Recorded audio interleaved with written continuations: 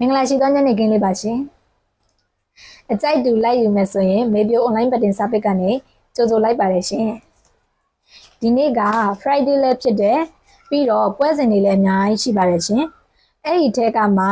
ဒီနေ့ညရဲ့2:15မိနစ်မှာရှင်ပြိုင်ကစားမယ်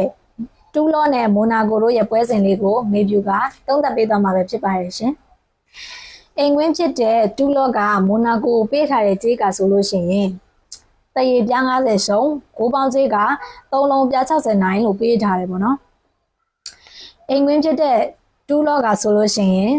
နောက်ဆုံး9ပွဲမှာ9ပြက်နဲ့3ပွဲဝင်တပွဲတရေတပွဲရှုံးနေခဲ့ပါတယ်အခုတူလောရဲ့အဆင့်ကဆိုလို့ရှိရင်တော့အဆင့်8နေရာမှာရက်တည်နေတယ်ဆိုပေမဲ့လည်းဒီယာဒီမှာသူကလီဂူအိမ်ကွင်းပွဲစဉ်မှာ PSG နဲ့ကစားခဲ့တဲ့တပွဲကိုပဲသူကိုမရခဲ့တာပေါ့နော်အဲ့လိုပဲတူလော့အနိုင်နေဇက်တိုက်ရနေတဲ့အချိန်မှာတစ်ဖက်အသင်းဖြစ်တဲ့မိုနာကိုကလည်း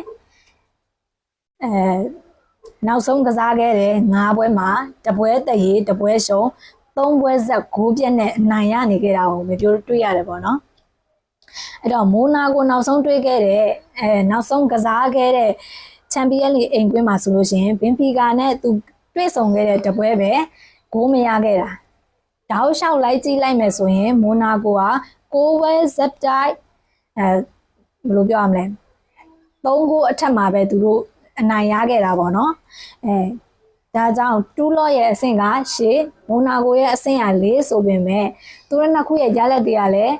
ညီမျှတယ်ခြေစမ်းတွေကလည်းကောင်းလာတယ်လို့ပြောရတယ်ဆိုပေမဲ့အပိုင်ပြောလို့မရတာကြောင့်ဒီနေ့ညမှာဆိုရင်တော့မေပြိုကဂိုးပေါ်လို့ခံမှန်းထားပါတယ်ပေါ့နော်ဒီပွဲစဉ်လေးကဘယ်လိုရလက်ကလေးတွေထွက်လာမလဲဆိုတာကိုမေပြိုနဲ့အတူတူစောင့်ကြည့်လိုက်ရအောင်ရှင်တတာ